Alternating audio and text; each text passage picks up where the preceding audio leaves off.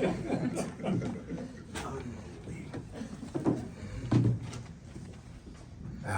accept it. Go ahead, Dave.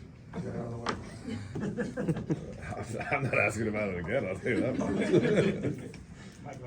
JJ, I was just going to ask you about kind of the game on top of the winning streak and again, kind of holding an opponent to that pretty consistently low scoring total relative to kind of current NBA. What has been consistent here that you saw again tonight? We just play hard, we compete. Tonight wasn't perfect with some of the execution stuff, but we more than made up for it with our effort at times. And frankly, I really liked what we did, in the half court when our defense was set. The turnovers, once again, hurt us. Scored 20 points off our turnovers.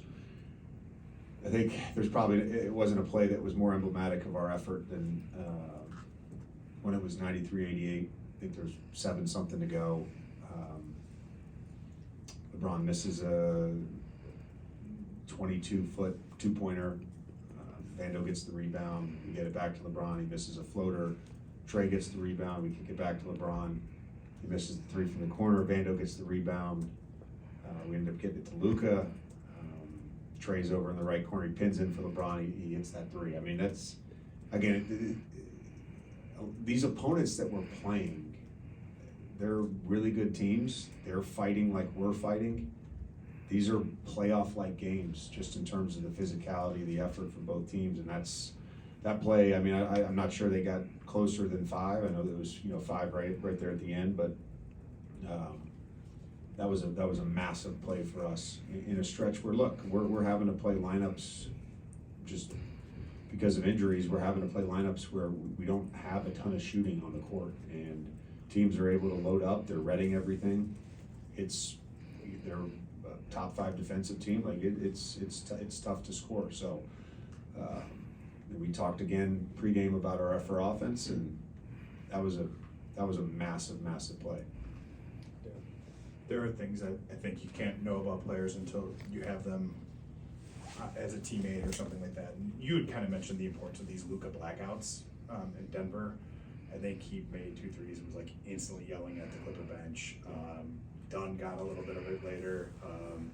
Seemed like everybody pretty much in the court got some of that energy from him. Spiritually, what do you think that did for your team tonight, his sort of fire and intensity?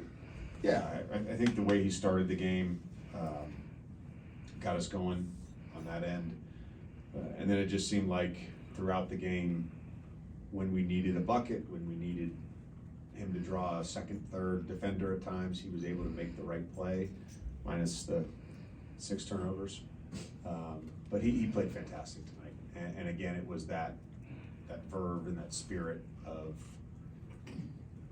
competition, but also just something that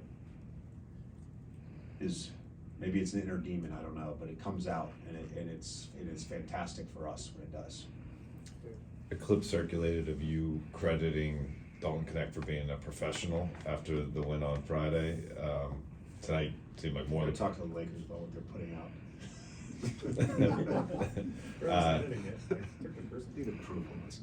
Tonight seemed more than professional. I mean, kind of a starring effort for you. Have you been able to get a sense of where Dalton's been at after everything that went down last month, and how do you envision his role as the season plays out? Yeah, there was a lot of discussion early on when he first got back, not playing the first game. Didn't want to put him in a tough situation for him.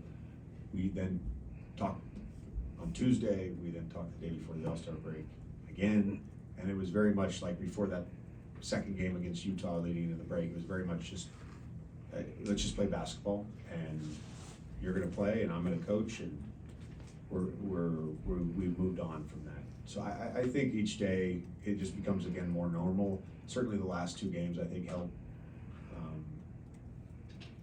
Every player, look, we've all been there. Like, we all have this sort of